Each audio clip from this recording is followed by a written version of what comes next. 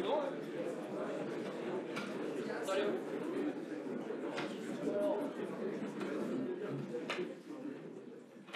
Bonsoir tout le monde.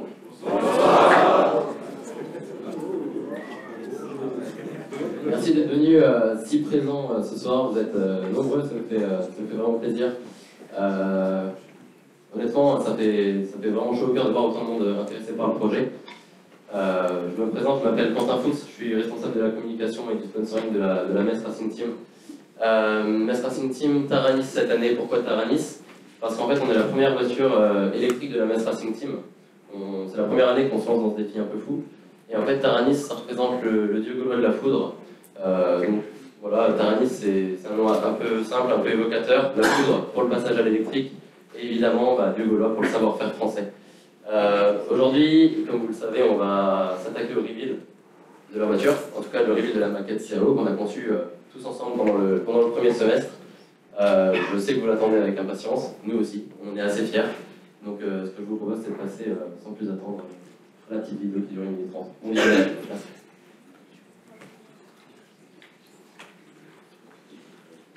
Taranis est arrivé. Après 12 monoplaces remarquables, l'innovation peut s'estomper. Il est absurde d'envisager que la prochaine voiture sera électrique. Vous l'avez sûrement deviné, mais la passion n'est jamais infinie. Il faut arrêter d'imaginer que la créativité est inépuisable. Certains affirment même que la Formula Student est un concept vieilli. Il est donc invraisemblable de penser qu'en termes de performance et d'ingénierie, Taranis est une prouesse. Cependant, Taranis est une prouesse en termes de performance et d'ingénierie. Il est donc invraisemblable de penser que la Formula Student est un concept vieilli. Certains affirment même que la créativité est inépuisable. Il faut arrêter d'imaginer que la passion n'est jamais infinie. Vous l'avez sûrement deviné, mais la prochaine voiture sera électrique. Il est absurde d'envisager que l'innovation peut s'estomper. Après 12 monoplaces remarquables, Taranis est arrivé.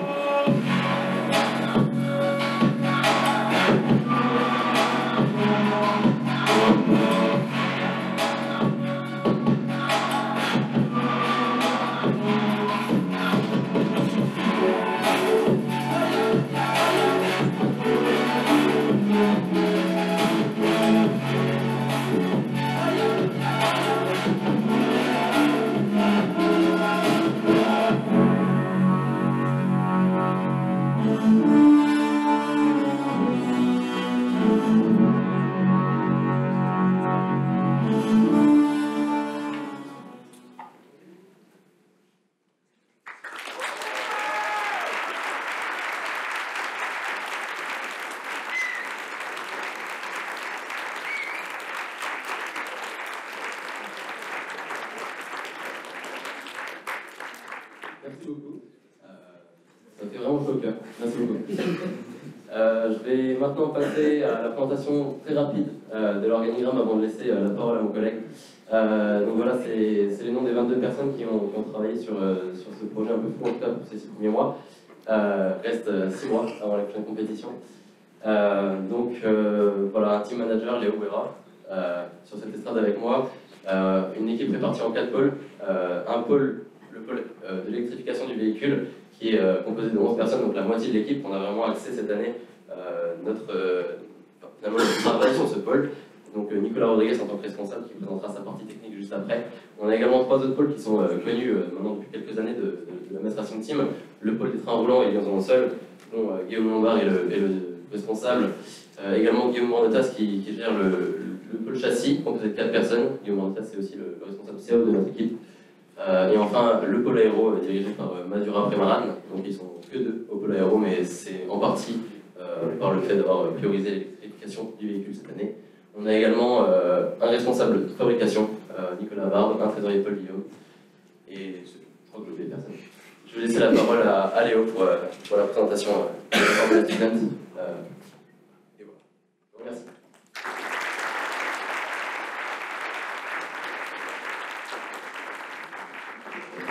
Merci Quentin pour cette petite introduction. Même réflexion que Quentin, on est vraiment très heureux de vous voir ici ce soir. Je ne vais pas vous mentir, il y a beaucoup de monde. C'est pas comme en répétition, mais bon, ça nous fait vraiment plaisir de voir autant de monde ce soir. Plus rapidement, le sommaire, donc la présentation de ce soir sera déroulée en 5 points. Dans un premier temps, je présenterai le Formula Student, l'histoire de la MES Racing Team et le projet Taranis en général. Et s'en suivra une présentation technique de chaque pôle, donc avec les différents responsables, comme l'a dit Quentin, Guillaume Mondetas, Guillaume Lombard, Madora Prémarat et Nicolas Rodriguez. Première question que peut-être beaucoup d'entre vous se posent ici, qu'est-ce que la Formula Student? La Formula Student est une compétition internationale entre écoles d'ingénieurs. Le but de la Formula Student est de concevoir et de fabriquer une monoplace en suivant un règlement très strict, à l'instar de la Formule 1. Le règlement est assez classique en sport automobile, on en a dans énormément de disciplines. Deuxième question, pourquoi un règlement? Le but du règlement est dans un premier temps de mettre à niveau toutes les équipes. C'est-à-dire qu'avec un règlement, ça permet par exemple de brider la batterie, brider le moteur, comme on pourra le voir tout à l'heure. Je dis partiellement parce que bien sûr, derrière il y a les moyens financiers et les moyens matériels qui ne sont pas égaux à toutes les équipes, surtout dans le monde. Un autre point donc, de la Formula Student, il y a environ 800 équipes inscrites dans le monde à l'heure actuelle. Ce qui fait un nombre d'équipes vraiment très très conséquent. Et par la suite, il y a aussi donc, actuellement une vingtaine de compétitions. J'ai mis des petits points car il y a de plus en plus de compétitions qui se développent. Malheureusement, on n'a pas encore de compétition en France, mais on y a travaillé avec les autres équipes françaises et on espère voir une compétition d'ici peu.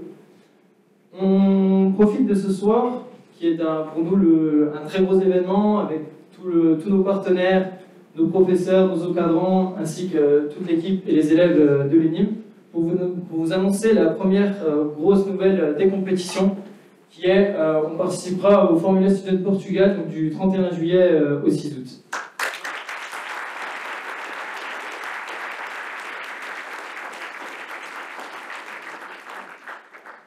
Merci. J'ai bien dit première nouvelle parce qu'on va essayer de participer à plusieurs compétitions, on s'est inscrit dans plusieurs compétitions, on est en attente de résultats pour l'Italie, l'Espagne et la Pologne. Maintenant que vous savez à peu près en quoi consiste le projet Formula Student, comment se passe une compétition? Une compétition qui se déroule à peu près sur une semaine se déroule en 3 paquets d'épreuves, donc les épreuves d'homologation, les épreuves statiques et les épreuves dynamiques. Le premier paquet d'épreuves, les épreuves d'homologation, sont quelque chose qui est très important pour la Formula Student, parce que sans celle-ci, il est impossible de faire les épreuves dynamiques, qui sont, on va pas se mentir, les épreuves les plus intéressantes. Dans un premier temps, donc, qu'est-ce que sont les épreuves d'homologation et surtout pourquoi des épreuves d'homologation? Comme je vous l'ai dit précédemment, le but donc, de notre projet est de respecter un règlement qui est très strict, pour plusieurs raisons, mais surtout la sécurité. Forcément, si on donne un règlement à des étudiants, on va des fois essayer de ne pas le suivre. C'est pourquoi il faut que beaucoup de monde, dont généralement c'est des ingénieurs ou il y a aussi des techniciens qui nous contrôlent et qui vont checker chaque point du règlement, qui est assez conséquent. Durant ces épreuves, par exemple, nous avons ici un tilt, donc ça c'est l'équipe MRT15 Vulcan de l'année dernière. On a aussi d'autres épreuves, je vais pas toutes les citer, vous pourrez les trouver dans nos différents papiers, dont le dossier de presse. Il y a aussi une épreuve du rain test, où mon camarade de l'aérodynamique en reparlera juste après. Le deuxième paquet d'épreuves, ici, c'est les épreuves statiques. Comme je vous ai dit, c'est une compétition entre étudiants ingénieurs, voire ingénieurs. Une des premières choses qu'on a appris à l'école et qu'on verra plus tard dans notre vie professionnelle, c'est de justifier nos choix et expliquer pourquoi on a fait ça, etc. Les premiers, on va dire, les choix techniques, ça va être plus être fait pour être en accord avec le règlement. Par contre, tout ce qui est la gestion de projet, etc., ça va être plutôt contrôlé, ou du moins prouvé dans ce deuxième paquet. Par exemple, nous avons une épreuve du cost où on doit donner le budget total de la voiture en comptant par exemple les temps de fabrication, etc. C'est assez poussé. Et on a aussi une épreuve du design où on doit être en conditions réelles, comme si on devait, si vous voulez, vendre le projet à un industriel. Donc c'est quelque chose qui nous forme assez bien. Et enfin, le dernier paquet d'épreuves, le plus intéressant, c'est les épreuves dynamiques.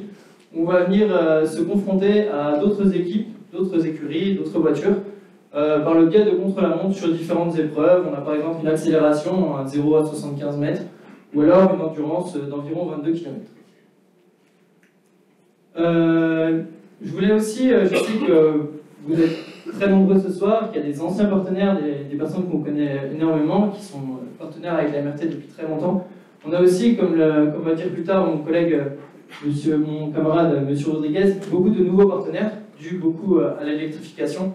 C'est pourquoi je voulais faire un petit récapitulatif de l'historique de la Metz Racing Team, assez bref. Le projet Formula Student a été amené à l'ENIM en 2009, donc on était encore sur l'île du Saulcy.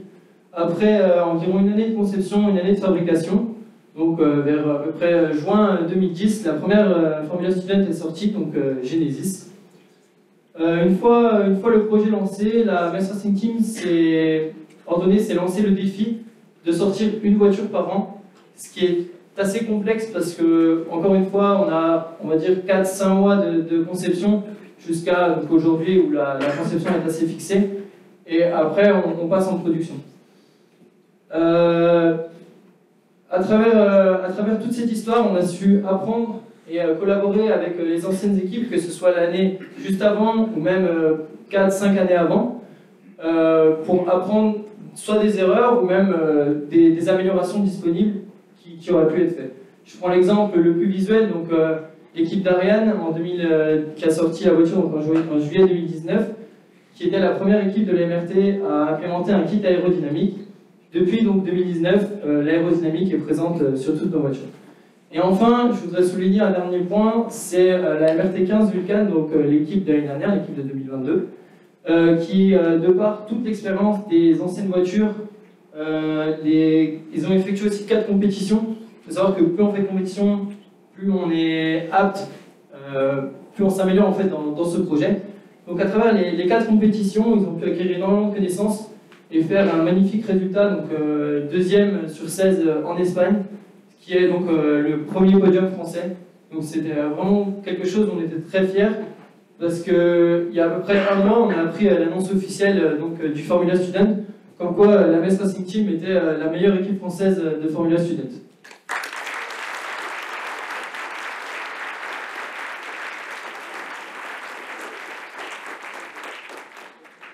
Merci beaucoup. Pour revenir maintenant sur le projet Taranis, comme vous le savez, on est passé en électrique, en propulsion électrique. Il y a plusieurs raisons. Le premier, c'est le choix de la transition. Le premier, c'est un pas vers l'électrique. Quand je dis ça, et comme le montre le graphique ci-contre, comme vous le savez aussi, il y a de plus en plus d'électrique dans le monde automobile, que ce soit de l'électrique pur ou même de l'hybride, rechargeable ou non rechargeable. C'est pourquoi la MRT voulait se mettre à jour et on va dire suivre la tendance de l'automobile. Le deuxième point, c'est aussi un nouveau défi. Comme j'ai essayé de le souligner tout à l'heure en présentant les compétitions, faire une voiture électrique en partant donc de zéro, c'est assez compliqué en une année. C'est pourquoi on s'est lancé le défi de le faire et on pense être capable d'y arriver pour plusieurs raisons. La première, c'est surtout vous, donc les partenaires, parce que ce soit du financier, du don matériel ou même des dons de connaissances, contrairement par exemple les autres pôles qu'on va voir après, le pôle châssis, le pôle train roulant, le pôle aérodynamique, pouvaient se baser sur plus de 10 ans d'ancienneté, pas pour l'aérodynamique mais pour les 2 autres pôles, tandis que l'élec, on a dû s'adapter, on a dû apprendre, solliciter nos professeurs, beaucoup, et aussi, je disais, en lisant des thèses, etc. Donc c'est vraiment un défi et on a été capable de le relever jusqu'ici, donc je ne vois pas pourquoi on n'y arrivera pas pour la suite. Et enfin, je dirais aussi une opportunité pour le marché de l'emploi. Bon, là, je me dirige plus sur, disons, le secteur automobile. Il y a environ la moitié des personnes de notre équipe qui veulent se diriger vers l'automobile plus tard, que ce soit l'automobile pure ou le sport auto. Et le fait d'avoir un bagage électrique, donc savoir comment fonctionne une batterie, comment on fabrique une batterie, comment fonctionne un moteur électrique, etc. En plus des bagages qu'on obtient à la MRT classique, donc on va dire dynamique du véhicule, châssis, composite, et ça forme vraiment un ingénieur. Et tout ceci, combiné aux 5 ans d'école qu'on a pu faire, je pense qu'on est très bien préparé et on est bien préparé pour aller travailler dans le monde automobile plus tard, comme ont pu l'attester plusieurs de nos professeurs et intervenants. Je vais maintenant laisser la parole à mon camarade Guillaume pour la présentation du châssis, ainsi que toutes les autres présentations. Merci pour votre écoute.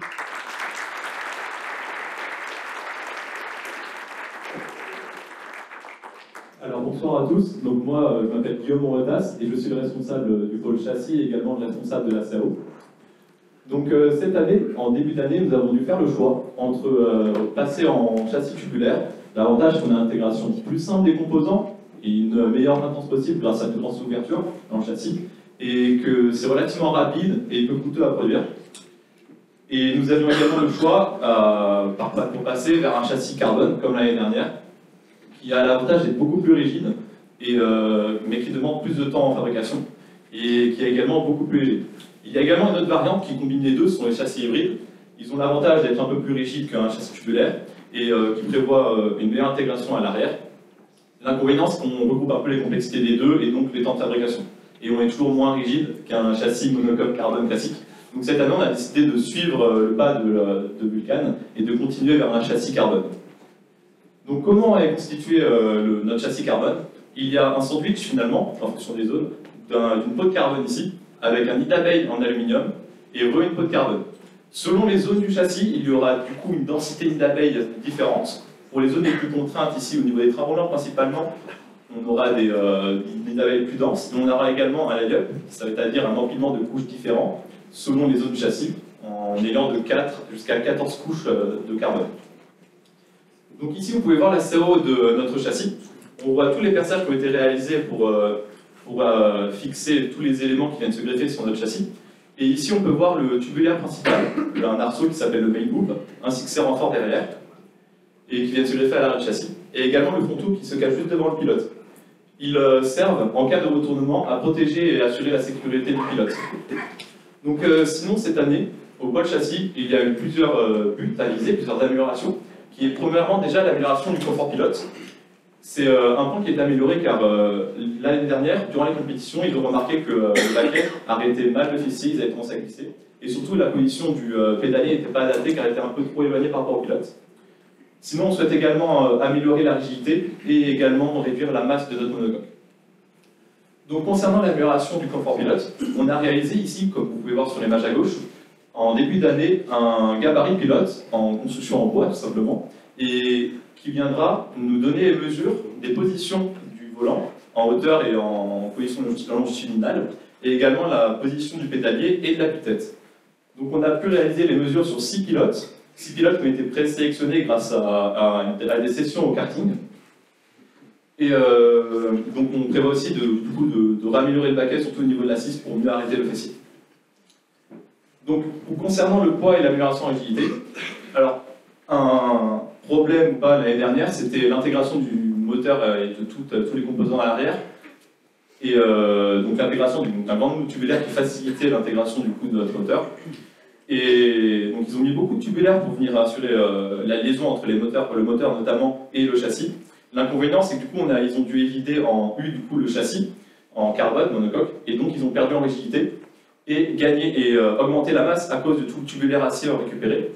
C'est quelque chose qu'on a moins eu de problème cette année car on passe en moteur électrique, donc une motorisation moins encombrante, et on a pu fermer complètement la monocoque à l'arrière pour assurer une meilleure rigidité. De plus, on ajoute moins d'arceaux, on se contente du tubulaire strictement nécessaire dans le règlement, et donc on gagnera en masse également. En termes de rigidité, on devrait être sur un x3. Donc une fois qu'on a notre châssis, il faut encore le réaliser, surtout en carbone. Pour ça, il y a deux méthodes possibles en termes de moules pour réaliser notre châssis. Il y a les moules composites. L'avantage, c'est que ça permet de faire des formes relativement complexes, mais que ça demande beaucoup de temps et beaucoup de matériaux, donc ça demande beaucoup d'investissement. Une autre technique de moule qui existe, c'est les moules en tôlerie, donc en mécano-soudé par exemple, ou simplement emboîté. Le principe, c'est beaucoup plus rapide à faire et moins coûteux, bien sûr. Le seul inconvénient, du coup, ce serait surtout qu'on ne pourra pas faire des formes très complexes et courbes. On est limité à des facettes, finalement, à des faces planes. Donc ici, vous pouvez voir la conception de CAO de notre moule. On a 3 parties principales. La partie inférieure, qui vient couvrir sur l'ensemble du châssis, ainsi que les 2 parties supérieures, à l'avant et à l'arrière. Il y a enfin 2 parties qui viennent terminer les faces avant et arrière de notre châssis. Et pourquoi il est en plusieurs parties, notre moule? C'est parce qu'une fois qu'on aura drapé tout le carbone, tout le sandwich carbone, nid d'abeille et carbone à l'intérieur, il faudra pouvoir extraire notre monocoque, et donc on viendra démonter à ce moment-là les différentes parties ici supérieures du châssis du moule. Donc ici vous pouvez voir une photo du moule qui a été réalisé. À l'extérieur c'est pas très joli, mais c'est pas très important car les surfaces, c'est à l'intérieur qu'on viendra mouler notre monocoque. Donc les surfaces ici ont été poncées, il reste quasiment plus rien à effectuer, et du coup dès vendredi on pourra amener notre moule chez Safran pour réaliser la fabrication. Et d'ailleurs vous aurez l'occasion de voir en plus en détail le moule car il est exposé actuellement à la cafétéria.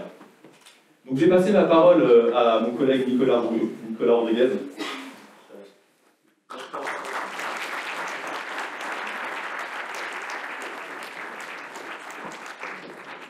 Bonsoir à toutes et à tous, ça fait vraiment plaisir de vous voir en face de moi. C'est aussi un plaisir partagé voilà, de pouvoir présenter ce nouveau pôle émergent, la MES Racing Team. Je parle bien sûr du pôle électrique, comme a dit mon... Comme a dit mon collègue Léo, hein, c'est un tout nouveau pôle. Pour la MES Racing Team, vous pouvez voir ici sur cette image-là, voilà l'ensemble du pôle électrique implanté dans la voiture. Voilà, c'est énormément de nouvelles pièces, de nouvelles connaissances qu'on va implanter dans le projet.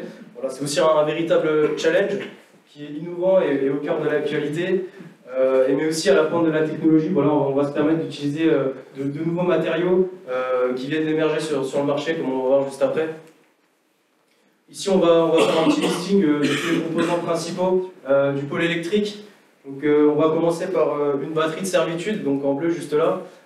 Qu'est-ce qu'une batterie de servitude? Tout simplement, c'est quand vous allez dans votre voiture, vous ouvrez le capot, il y a une batterie, dans la plupart du temps, 12 volts. Voilà, ici, nous, ça sera une batterie qui permettra d'alimenter tout le système très basse tension. Donc une batterie qui sera de 24 volts et de 30 ampères-heure. Il faut savoir que tous les éléments de la voiture ont été dimensionnés par rapport à la compétition, enfin, par rapport à, excusez-moi,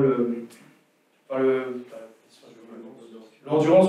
L'endurance, c'est une partie qui va être la plus énergivore de toutes les compétitions. On va tenir à peu près 1h30. Il faut savoir qu'une endurance, ça dure environ 45 minutes. Donc, voilà, on a légèrement surdimensionné volontairement. On aura ensuite ici tout un pack de batterie. Voilà, on a la fierté de vous annoncer ce soir qu'il est réalisé à plus de 90% par nous-mêmes. Il faut savoir que réaliser une voiture électrique, donc on démarre d'une feuille blanche pour la première année et on décide volontairement de faire un pack de batterie nous-mêmes. Voilà, on travaille énormément, voilà, c'est notre force, on est motivé. Je vais vous le dire clairement, on veut tout déchirer cette année. Voilà. On va avoir aussi le groupe motopropulseur, avec un moteur et un variateur, je vous en parlerai juste après. Et enfin, tout un ensemble de circuits, donc un circuit de refroidissement, que vous pouvez voir en bleu, un circuit électronique en orange, pardon, et tout un circuit de sécurité qui va être primordial cette année à l'électrique. Et enfin, il va y avoir toute une interface entre l'utilisateur et la voiture, car en permanence, on va avoir besoin d'avoir un retour de données constant au niveau de la voiture.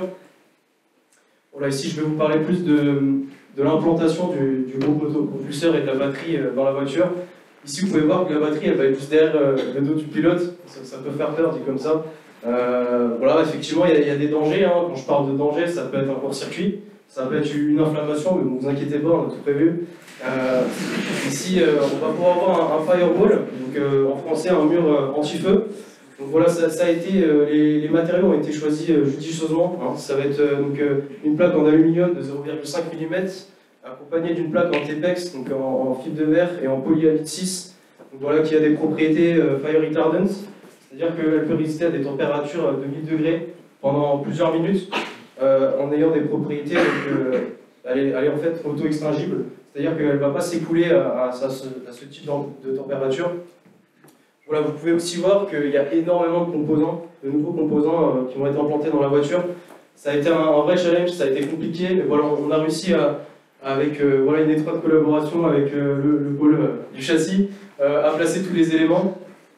Voilà, vous pouvez voir ici le moteur électrique, hein, qui a une taille relativement petite par rapport à un moteur thermique, et pourtant on arrivera à sortir des performances de la même hauteur. Voilà, on en revient à notre bébé, on peut le dire, vraiment le cœur de notre projet au niveau du pôle élec, donc le pack batterie qui va être composé donc, de 552 cellules. Alors quand je vous parle de cellules, des cellules c'est tout simplement des piles que vous pouvez mettre que vous mettez dans votre télécommande. Bien sûr, notre modèle à nous, ça va être réservé donc, pour les packs batteries, c'est un modèle qui est assez grand. Voilà, donc on en aura 552 partagés en 6 modules, donc avec 23 cellules en série et 4 en parallèle. On va réussir à développer une puissance donc, de 92,7 kW, donc environ 125 chevaux au maximum. Voilà, vous imaginez sûrement que pour mettre autant de cellules, il faut de la place. Donc on a des dimensions assez impressionnantes, donc presque 1 mètre par 540 par 210, et un poids total de 85 kg, auquel va s'ajouter une plaque de maintien de 11 kg qui va être implémentée dans le châssis. Voilà, en termes de matériaux, on va être sur de l'acier S235. Alors pourquoi ce type d'acier? Il y a 2 raisons. La première, c'est que voilà, il y a énormément de normes à respecter. Ce pack batterie-là va devoir résister à un choc de 40 G. Alors, qu'est-ce que 40 G? 40 G, c'est un choc à 110 km/h contre un mur. Voilà, il faut avoir une déformation minimale. Donc après nos simulations et nos calculs, on serait à des déformations inférieures à 2 mm. C'est assez impressionnant. Et voilà, la deuxième raison, pourquoi de l'acier S235? Parce que c'est un matériau qui va être simple à plier et à souder. Et c'est très facile à le trouver sur le marché. Voilà, j'en profite ici de le dire dans nos partenaires. On peut très bien prendre une autre nuance d'acier qui peut être plus intéressante, mais voilà, c'est encore une fois, c'est l'offre et la demande. Voilà, je vous le dis, je vous lâche ça comme ça. Voilà, on va avoir aussi toute une gestion complète de la haute tension. Voilà, je ne rentrerai pas dans les détails, mais c'est avec plaisir au CAT de vous parler de tous ces composants qui sont là. Et enfin, on aura un refroidissement qui sera optimisé sous forte température, sous forte contrainte. Voilà, on vous a dit, on va participer à une compétition au Portugal. Pour une première année, voilà, en plein été, 45 degrés, il va falloir les tenir, cette température-là, et c'est pas évident. Il faut savoir que la batterie, par sécurité, on a un cut-off, donc elle coupe à 60 degrés. Ça nous laisse une marge de 15 degrés. Voilà, on a intérêt à pas se tromper. Ça ne sera pas le cas. Voilà.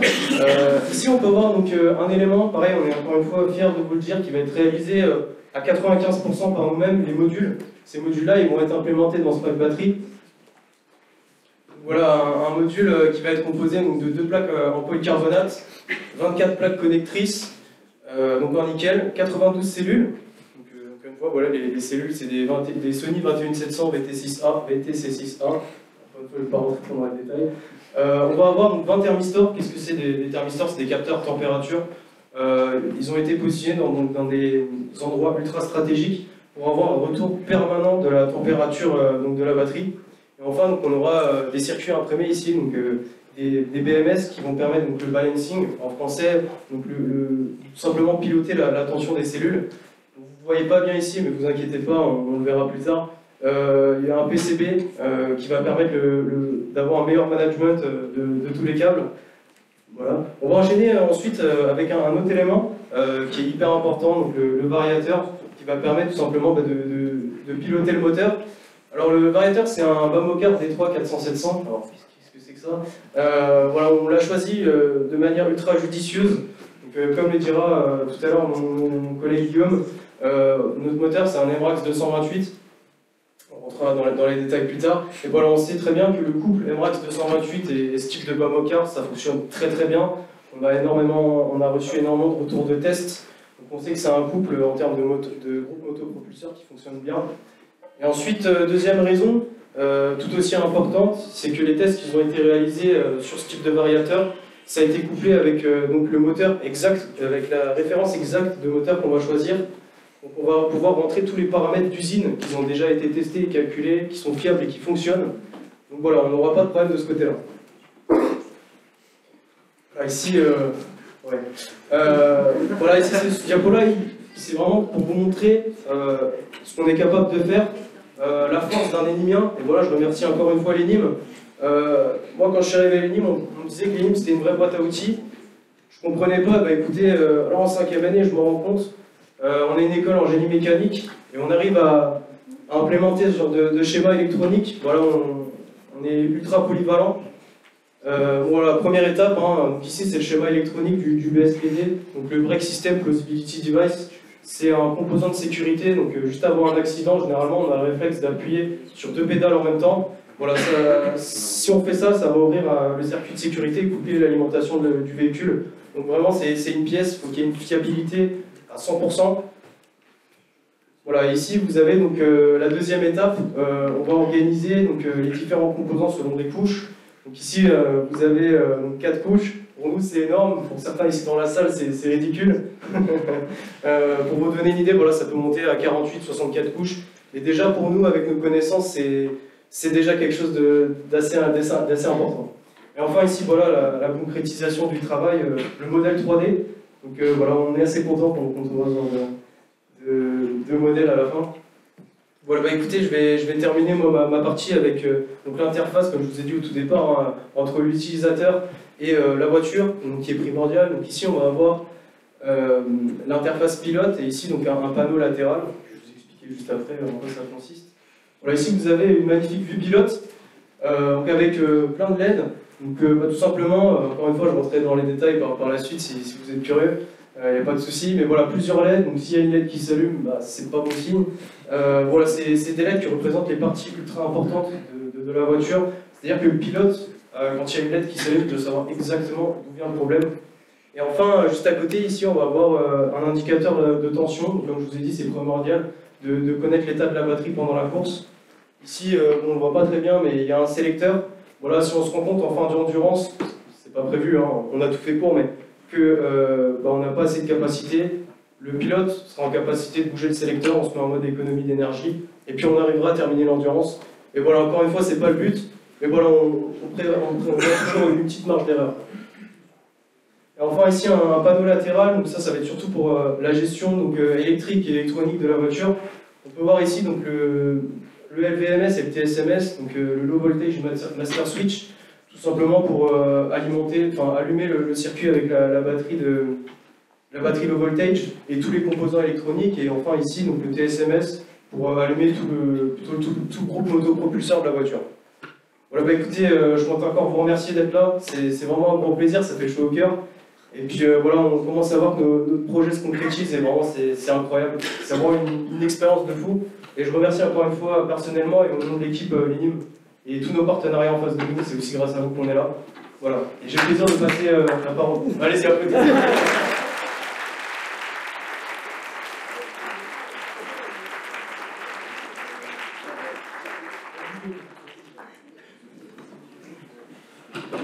Donc bonsoir à tous et merci d'être là ce soir. Donc, moi c'est Guillaume Lombard, responsable des trains roulants de la MES Racing Team Taranis. Donc on va voir ensemble les données principales du véhicule sans rentrer trop dans les détails. Donc on est sur une voiture de 1700 mm d'empattement. L'année dernière la voiture faisait 1580 mm d'empattement. On est sur une voiture plus longue que l'année dernière à cause donc de l'implémentation du pack batterie qui est relativement grand comparé à un moteur thermique. On est sur une voie à l'avant de 1400 mm et une voie à l'arrière de 1350 mm. On est sur une voiture donc, de 282 kg sans pilote par rapport à la voiture l'année dernière qui faisait approximativement 250 kg avec le pilote. On est sur 250 kg sans pilote, pardon. On est sur des pneus Hoosier 27,5-13. Alors on est repassé sur des pneus en 13 pouces cette année par un souci de place dans la jante et de refroidissement des freins qu'a eu comme problème l'équipe de l'année dernière. On est sur des jantes OZ aluminium Centerlock. Donc Centerlock ça veut dire écrous centraux. Donc on va venir serrer les roues sur les moyeux par un écrou central. Ça facilite la conception et le montage des roues sur la monoplace. On est toujours sur un système de double wishbone. C'est les systèmes de double triangulation pour la suspension. Donc c'est ce qui se fait de classique en automobile de performance actuellement. Au point de vue de la géométrie du véhicule, donc, la photo de gauche c'est la géométrie donc, des maçons suspendus à l'avant et à l'arrière sur la photo de droite. On remarque ici qu'on est toujours en push rod. Donc on a choisi ça pour un souci de facilitation pour faciliter les réglages. Donc au point de vue de la suspension ici et de la barre anti-roulis ici. Donc on est en push rod. Pour ceux qui ne savent pas, c'est lorsqu'on vient prendre un rebond ici à la roue. On a donc toute cette roue qui vient se lever et donc on vient pousser sur notre basculeur et on vient comprimer donc la suspension.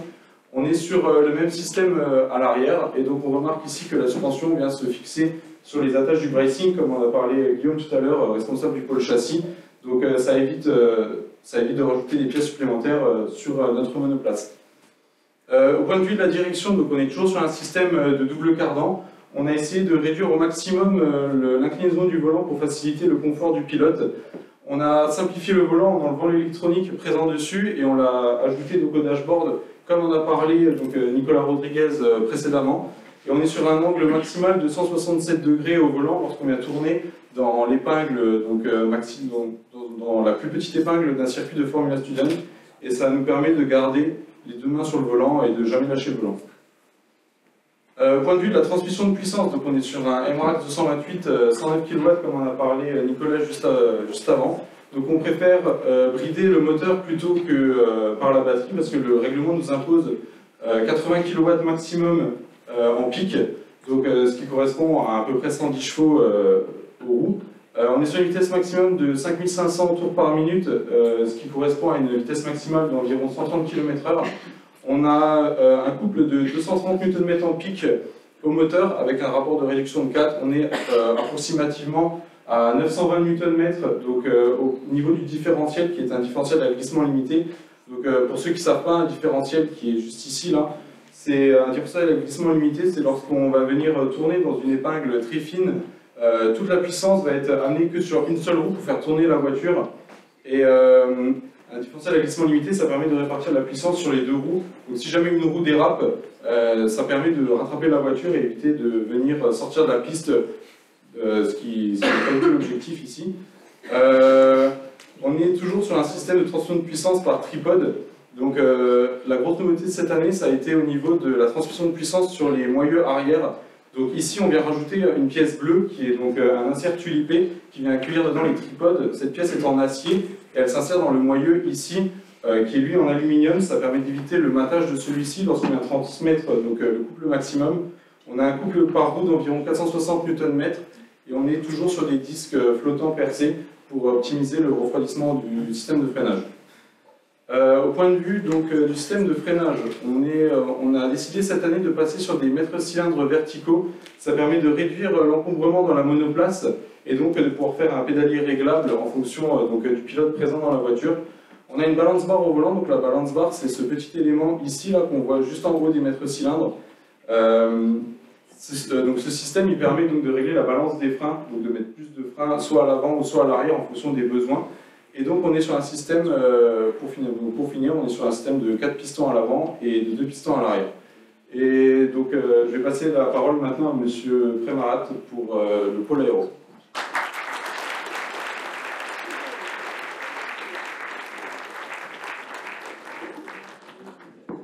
Donc, bonsoir à tous, je suis Emmanuel Prémarat, donc responsable du pôle aérodynamique de Taranis.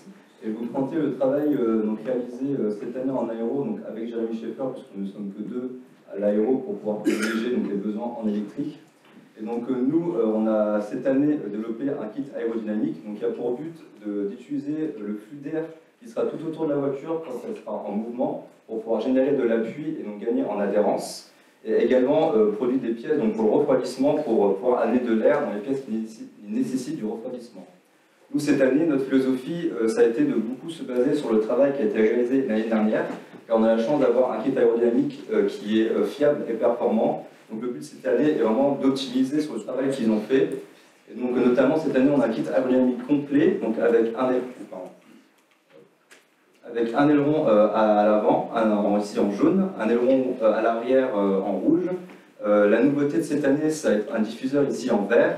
On a également des déflecteurs ici, les pièces qui sont en violet, qui vont permettre en fait de pouvoir utiliser tout l'air qui sera autour de la voiture, qui serait perdu pour quand même générer de l'appui.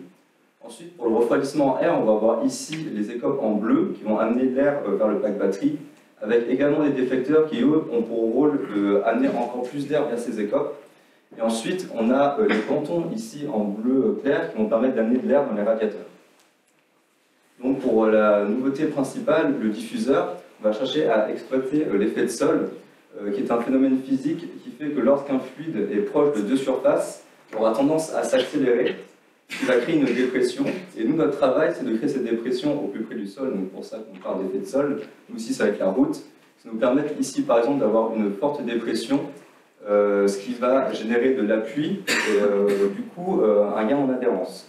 Et on va parler d'un gain d'appui qui est gratuit, car contrairement aux ailes, on va générer beaucoup moins de traînée, qui est la force qui s'oppose au véhicule lorsqu'on traverse un fluide. Et donc, pour ça, on va parler d'un gain d'appui qui est gratuit et donc beaucoup plus efficace. Et donc pour dimensionner ce diffuseur, nous avons utilisé le logiciel StarCSM+, un logiciel de simulation CFD, donc pour Computational Fluid Dynamics, donc la mécanique des flux numériques. Et pour dimensionner ce diffuseur, on avait en amont travaillé avec le châssis pour améliorer le flux d'air qui passe sous la voiture pour augmenter les performances du diffuseur. Ensuite, à l'aileron avant, on aura encore peu de changements. Donc on a notamment repris l'aile principale qui a été réalisée par l'équipe de l'année dernière. Pour nous, c'est une grande chance car c'était un procédé pour les fabriquer qui était long et complexe. Et nous, on a pu en garder les moules, ce qui nous facilite vraiment ce travail-là et on va pouvoir les reproduire beaucoup plus facilement. Par contre, la différence, c'est qu'on a ici choisi de ne pas mettre de cascade d'aile pour pouvoir laisser passer plus d'air dans les écopes et les pontons pour améliorer le refroidissement. En revanche, on perd du coup en appui. Mais une des nouveautés aussi, ça va être le montage avec équerre et tube en carbone, avec notamment le tube en carbone qui va pouvoir être changé en longueur, ce qui va permettre de changer l'inclinaison de l'aileron avant, et donc on va pouvoir s'adapter à tous les circuits de frein nationaux qu'on va rencontrer. À l'aileron arrière, on est passé d'une cascade de 2 ailes en 3 ailes, car d'après les conseils de l'année dernière, la cascade en 2 ailes faisait que l'air se décrochait. Donc ici, on observait en fait que l'air, au lieu de continuer à suivre le profil des 3 ailes, en fait, se décrochait et donc partait directement vers l'arrière, ce qui faisait que l'on perdait en appui et en efficacité. L'intérêt de passer en 3 ailes, c'est qu'on a ces petits interstices entre les ailes qui permettent de faire rentrer de l'air et donc d'apporter de l'énergie à ce flux d'air sous les ailes et donc de garder l'efficacité et l'appui généré par ce mouvement. Et aussi, pas une nouveauté cette fois, mais une amélioration. On va parler de réglage des ailes infini, car ici on va avoir des trous oblongs qui nous permettent de régler à souhait l'angle de l'aigle supérieur et de l'aigle au milieu. Donc de pouvoir vraiment s'adapter au millimètre à ce dont on a besoin. Donc ici un récapitulatif des performances aérodynamiques du véhicule. Donc toutes les simulations ont été effectuées à 15 mètres par seconde, soit 54 km/h. Car il s'agit de la vitesse moyenne que l'on a dans un circuit de Formula Student. Et donc on a sur l'aileron avant 7,8 kg d'appui, à l'aileron arrière 11,2 et au diffuseur 4,2 kg, ce qui nous fait un total de 23,2 kg. Et cette année en aérodynamique, on a visé une répartition de l'appui à l'avant et à l'arrière de 50-50 et on a réussi à atteindre 48 et 52%, ce qui est pour nous une réussite. Ce qui signifie qu'à des vitesses moyennes et hautes, le comportement de la voiture va peu changer par rapport à la basse vitesse. Ensuite, pour la deuxième majeure partie de l'aérodynamique, donc le refroidissement, on va avoir un refroidissement air du pack batterie, donc comme l'avait évoqué Nicolas, car on a décidé de choisir de faire un refroidissement à air, car on peut faire un refroidissement à eau, mais quand on conçoit nous-mêmes notre pack batterie, on avait peur des risques de fuite d'eau. Et comme je ne vais pas vous l'apprendre que l'eau et l'électricité, ça ne fait pas mon ménage, on a décidé de faire à air. Et notamment, comme l'avait évoqué Léo auparavant, il y a une épreuve qui est le rain test, où la voiture va être arrosée de part et d'autre pendant un certain temps, à l'année. Il faut que la voiture reste fonctionnelle ensuite. Et donc, pour pallier à ce problème, on va avoir les conduits ici en bleu qui vont faire le lien entre le pack batterie et les écopes, avec ce petit embout ici, qui vous permettre d'y mettre un film hydrophobique qui ne va pas laisser passer l'eau, mais laisser passer l'air. Et ensuite, pour évacuer l'air qui va rentrer dans le pack batterie, on va avoir ici ces 3 ventilateurs qui nous permettent d'avoir un flux d'air dynamique de l'entrée jusqu'à la sortie du pack batterie. Ensuite, pour le refroidissement E, qui est un peu plus classique à la Mass Racing Team, puisque c'est quelque chose qu'on fait depuis le début, on va avoir un refroidissement eau pour le moteur et le variateur. Ici, on a choisi un refroidissement eau car ces 2 éléments ont déjà leur propre système de refroidissement intégré. Nous, on a dû concevoir le système qui permet d'apporter l'eau qui sera refroidie par les radiateurs jusqu'à le moteur et le variateur, donc, qui a été dimensionné en collaboration avec le pôle électrique. Et nous, comme on a des températures qui sont quand même moins élevées à refroidir, contrairement aux thermiques, mais qui restent quand même importantes, on doit maintenir des températures de 50 degrés donc dans ces 2 éléments du moteur et du variateur. Et comme on l'a dit précédemment, en ville de compétition, les températures sont plutôt chaudes. Mais on a quand même réussi à réduire de 40% le volume des radiateurs, ce qui nous fait, nous, un gain en masse et en encombrement. Et ensuite, une des améliorations de cette année, c'est qu'on va avoir le ventilateur qui est séparé du radiateur, comme on peut le voir ici, ce qui nous permet d'avoir en fait une zone de dépression donc, entre le radiateur et le ventilateur, qui va permettre de mieux exploiter l'intérêt du ventilateur, donc d'accélérer le flux d'air, car précédemment, le ventilateur était collé au radiateur, ce qui faisait que c'était notamment la zone où la surface du ventilateur rendait la surface qui était sur le ventilateur qui rendait le radiateur efficace. Ici, on va gagner en efficacité notamment sur les bords du radiateur. Donc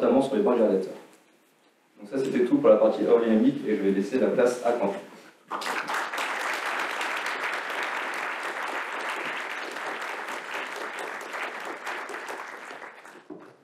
Merci Madura. Je reprends la parole moi pour finir tout doucement cette présentation. J'espère que vous n'avez pas été noyé avec les informations techniques des 4 différents pôles. On a essayé d'être assez convaincant pour ceux qui n'étaient pas adeptes des sports automobiles et pour ceux qui l'étaient déjà, on espère qu'on a réussi à vous conquérir. On est assez fiers de notre travail, de notre livret. J'espère que vous aussi, j'espère que cette présentation vous a plu. Avant de conclure, j'aimerais remercier des partenaires en particulier. Comme vous pouvez voir, tous nos partenaires sont ici sur cette affiche, mais voilà, il y a l'ENIM qui aujourd'hui est un partenaire majeur pour nous et qui nous permet de faire cette transition électrique de la meilleure des manières, que ce soit par sa vision, par sa politique, par des dons financiers, que ce soit par des dons matériels, l'aménagement de locaux. Nous, ça nous permet aujourd'hui de faire des choses exceptionnelles dans ce projet fou. On aimerait bien remercier la Fondation ENIM aussi qui nous met en lien avec plein de potentiels partenaires pour justement développer ce pôle électrique. Et puis enfin, on aimerait remercier Bruno Percelot, notre tuteur, qui nous permet aussi un gros aménagement au niveau administratif, avec le 3e étage notamment de l'ENIM, et voilà, qui nous permet de faire ce projet de la meilleure manière. Enfin, avant de conclure, j'aimerais vous teaser sur quelque chose, c'est qu'on a en fait dans la cafétéria quelques pièces qu'on aimerait bien vous montrer, dont une qui a été réalisée grâce à 3 partenariats, des gens qui sont ici aussi notamment. Ces 3 partenaires sont Albis, Battery Express et Simulec. Et voilà, ils nous ont permis de réaliser un module qu'on vous montrera juste après. Avant de conclure, si vous avez des questions, n'hésitez pas, j'invite tous les restos de pôle à me rejoindre sur scène pour répondre à vos questions. Si c'est des questions qui sont plus précises, n'hésitez pas à nous les poser plus tard, au 4, dans la cafétéria. Ce sera beaucoup plus simple pour qu'on puisse vous répondre dans le détail. Et en attendant, merci à tous et n'oubliez pas que Taranis ne serait rien sans vous. Merci beaucoup.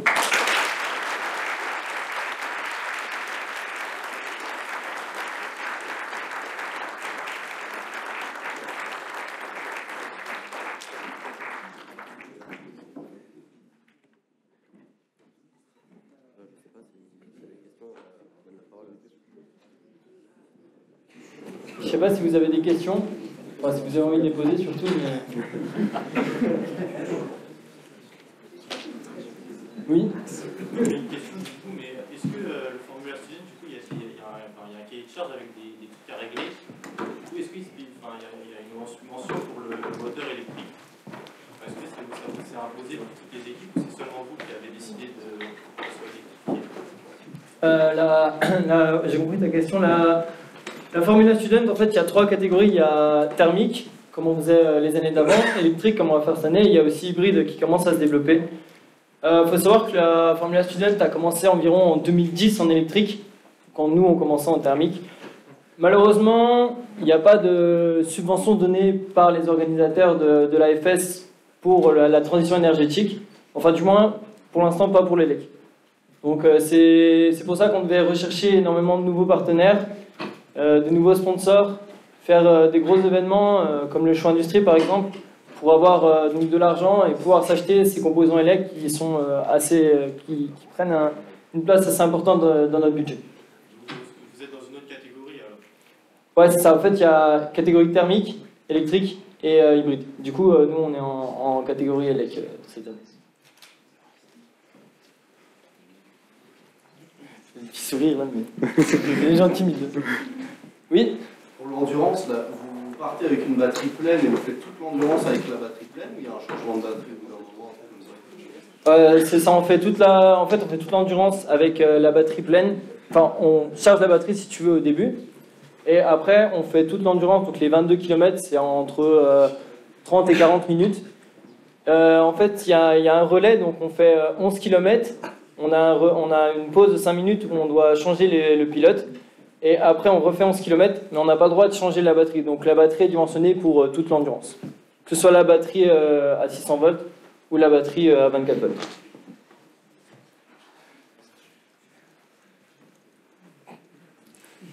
Oui. Au niveau, donc là, vous avez pris, je ne sais pas si on peut parler de boîte de vitesse, du coup, mais vous avez pris un variateur, c'est ça, entre les roues et le moteur. Et est-ce que c'était envisageable aussi, c'est d'avoir une boîte de vitesse avec, par exemple, avec un moteur thermique C'est mon collègue répond. Ouais, merci pour ta question. Alors, je vais essayer d'y répondre. Alors, une boîte de vitesse, on a déjà une chaîne avec un rapport de réduction. C'est pas forcément utile, surtout qu'on a une vitesse de pointe à 130 km/h. On a un couple instantané avec un moteur électrique. Il n'y a pas besoin de combler ça avec un éventuel moteur thermique. On avait vraiment l'ambition d'être à 100% électrique, donc non, il n'y a pas. Non, je crois que tu parlais plus de la boîte de vitesse, mais. Du coup, je pense que j'ai répondu en partie. Avec la multiplication du couple, on n'a pas besoin de boîte de vitesse spécialement pour l'utilisation avec notre variateur et pareil, notre rapport de réduction, on n'a vraiment pas besoin de boîte de vitesse. Ça rajouterait du poids sur le long terme. J'ai répondu à ta question? Ouais.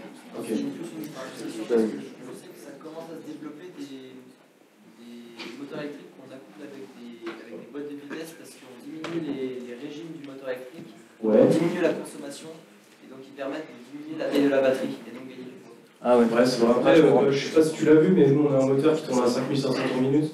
C'est pas énorme. Quand tu vois des moteurs, je parle par exemple sur la Rimac, ça monte à 15, 16, 17 000. Là, forcément, ce serait bien d'avoir des rapports de réduction, parce que à bas régime, t'as pas un couple instantané qui est ultra balèze. Non, effectivement, nous, pour notre utilisation, on n'en a pas besoin. On pourrait, mais c'est pas utile.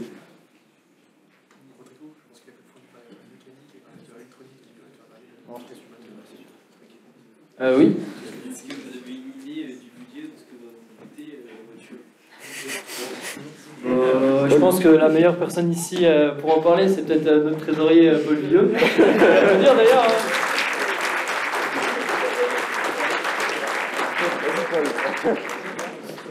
Bonjour, donc, moi je m'occupe de la trésorerie de l'équipe.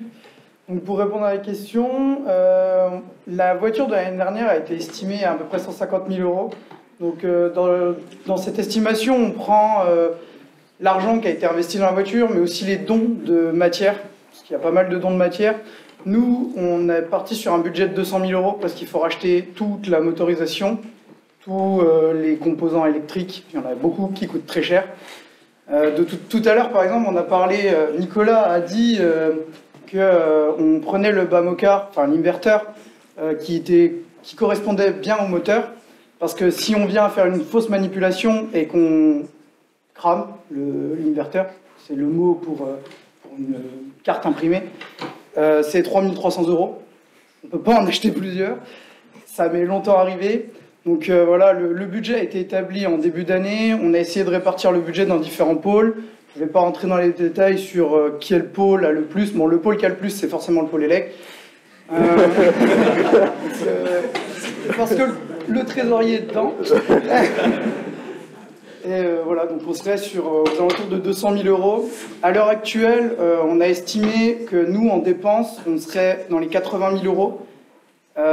J'en profite qu'il y ait beaucoup de partenaires pour lancer un petit appel, parce qu'il manquerait globalement, enfin il ne manquerait pas, mais pour finir le projet dans les meilleures conditions, il nous faudra encore 10 000 euros. C'est une somme importante. C'est sûr que nous, ça nous a choqués quand on a commencé à parler de ces budgets-là.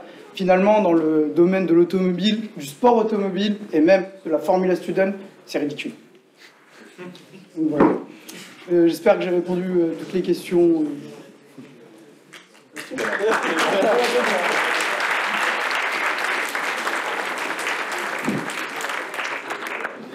Oh là là. Est-ce que lui autorise? Oui. Combien y a-t-il d'équipes en France? Alors, je dirais qu'il y a deux. On peut diviser les équipes françaises en deux catégories parce qu'actuellement, des équipes françaises, on est aux alentours de 10 équipes. Après, des équipes françaises qui arrivent à la fin du projet, donc à sortir une voiture, en plusieurs années, généralement, on est à peu près 5 équipes. Mais il y a, on va dire, une 10-15aine d'équipes qui commencent vraiment à se créer, mais qui n'ont pas encore donc de voitures ou même de locaux, etc. pour le faire. Oui. Vous n'avez pas trop parlé de où vous en êtes dans le projet. Là, on a vu que la CAO, ça avait l'air d'être fini. C'est vrai. Ça va être la fab. C'est ça, bah, je pense, comme tu dois le savoir, vu ta petite veste de l'année dernière. Oui, c'est vrai qu'on a choisi cette date du reveal en février parce qu'il fallait avoir une conception de bouclée. Ce qui signifie pas qu'on a fini la conception la semaine dernière, c'est pas vrai, c'est pas parce qu'on est inimien qu'on travaille en retard. C'est juste que pour faire toute cette mise en place, cette vidéo, etc., on a besoin d'un long délai, donc d'environ 1 mois pour travailler et faire le petit teaser que vous avez vu, préparer notre diaporama, etc. Donc disons qu'on avait une conception à peu près finie, clôturée, mi-janvier, fin janvier. Après, on ne peut jamais vraiment dire qu'elle est finie, parce qu'il y a toujours des petites modifications. Mais en soi, la conception est complètement finie. Et au niveau de la fabrication, sans faire de spoil, mais il y a des pièces qui sont déjà fabriquées, que vous pouvez voir à la cafette juste derrière, que vous verrez à la cafette juste derrière. Et au niveau du châssis, donc, comme l'a dit Guillaume, il part en production donc, ce vendredi avec notre partenaire Safran.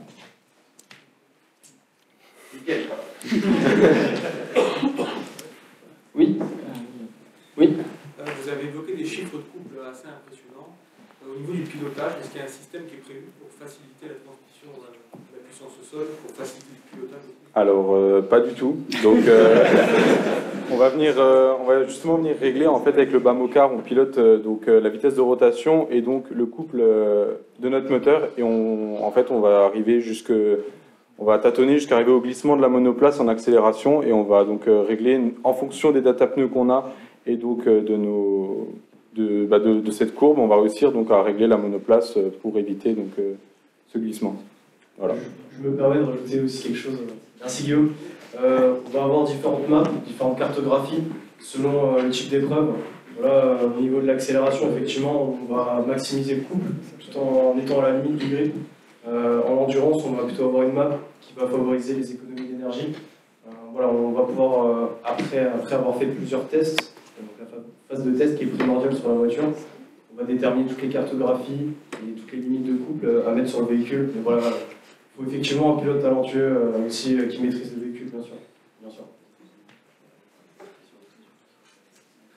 Monsieur Roux.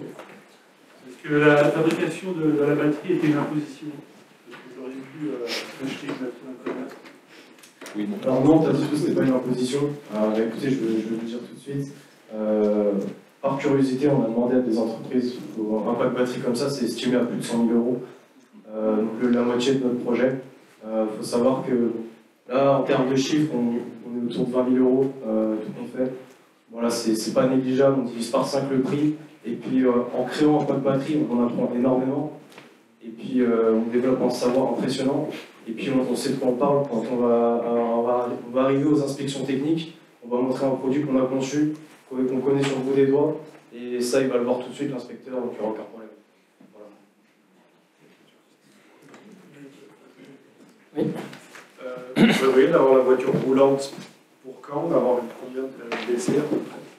Alors, au niveau des délais, comme tu peux aussi le savoir, plutôt c'est, mieux c'est. Mais on a demandé donc à beaucoup d'équipes et aussi sur les conseils de l'année dernière. On vise donc une compétition là c'était mi-juillet, mais la première serait début juillet. Donc on s'est dit 2 mois avant, ce serait vraiment bien. Donc ce qui nous amène à début mai et on a tout fait. Donc on est parti de là pour faire notre rétro-planning. Et pour l'instant, avec tous les délais de commande, etc., qui peuvent être des fois très complexes avec les pièces Selec, on est dans les temps. On est dans les temps aussi en fabrication.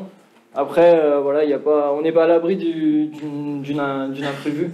Mais pour l'instant, on tient le 1er mai, donc ça nous permettra de faire 2 mois de roulage, de réglage et même d'optimisation, si possible, de la voiture.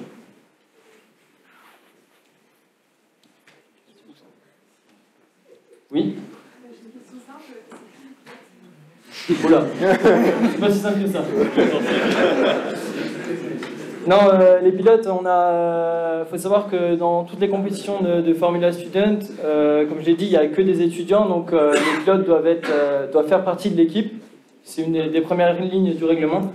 Pour ça, faut savoir qui est le meilleur, qui a pas forcément le meilleur en rapidité, parce qu'il y a énormément de qualités à avoir. Des qualités sportives, c'est assez endurant, ça paraît pas, mais il faut une bonne condition physique, une bonne, je dirais pas condition mentale, mais à savoir réagir en cas de problème. Comme l'a dit Nico, on a énormément de LED. S'il y a une LED qui s'allume, faut direct savoir qu'est-ce qu'il faut faire. Et enfin, bien sûr, le parcours avant, s'il y a eu un parcours automobile, du karting, etc. Donc pour cela, on a fait une présélection, on va dire, au karting. On en fera plusieurs, mais vraiment la première, c'était pour se fixer une base et pour aider Guillaume pour la longueur du châssis.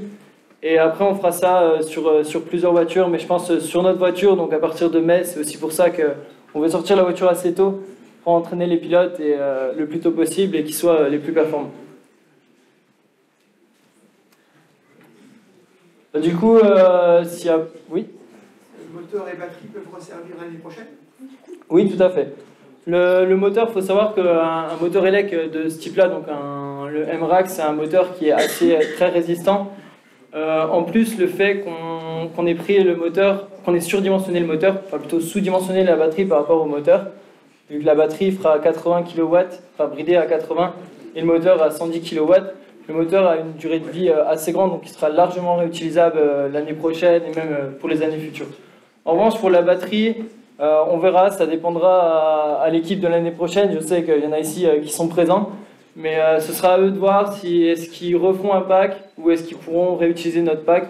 Ça dépendra de leur voiture, de l'implémentation. Après, on sait qu'il y a des composants qui pourront réutiliser, d'autres non, donc ce sera à voir. Et entre le format des courses thermiques et électriques, c'est quoi la différence? Au niveau des distances, par exemple? Oui. Il n'y a aucune différence. On participe au même. Toute la compétition est la même pour le thermique et pour l'élec. La seule différence, c'est les épreuves d'homologation. Bien sûr, on ne va pas avoir le même cahier des charges. On a un règlement commun, mais il y a des parties sur le thermique et des parties sur l'élec qui ne sont pas les mêmes. Oui. Et le rechargement des batteries, vous avez prévu quoi comme système de rechargement? Un simple câble sur une prise Je me permets de prendre la parole pour répondre aux questions, merci. Écoutez, comme je vous l'ai dit dans la présentation, le rechargement de la batterie se fait à l'extérieur de la voiture pour des raisons de sécurité. Effectivement, on va implémenter tout un chariot électrique qui doit respecter énormément de normes. Et on a effectivement ajouté un chargeur en parallèle. On va brancher classiquement actuellement sur une prise. Le temps de batterie est estimé autour de 3 heures. Voilà, donc on peut très bien charger la batterie entre deux épreuves sans problème. Et donc bien sûr, la batterie de servitude aussi, on est aux alentours de 3 heures. Donc on peut charger les deux batteries en même temps. Elles auront terminé leur chargement en même temps. Voilà. Et ça prend en compte les différences de voltage entre pays, par exemple? Entre quoi, pardon? Les différences de voltage Ouais. entre pays. Oui. Si vous allez en Angleterre, par exemple, c'est pas du 220. Déjà, on va pas en Angleterre. Ah oui, non. Si, pour chaque compétition, ils amènent des différentes prises pour que toutes les équipes puissent s'adapter. Et en plus, vu le prix et la complexité de notre chargeur, on peut régler tout ce type de problème. Et en parlant du chargeur, je tenais aussi à remercier encore une fois l'ENIM qui nous a financé ce chargeur qui servira pour la MRT mais aussi pour la pédagogie. Il faut savoir qu'un chargeur, pour nous, on pense que c'est pas très cher, on pense à près 1000 €.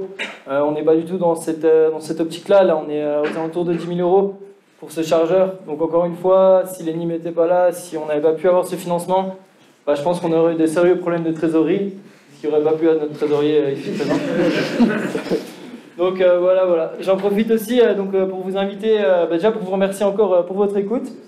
Et je vous invite à nous suivre à la cafétéria au 4 pour un moment de convivialité et puis pour le reste des questions. Merci à tous.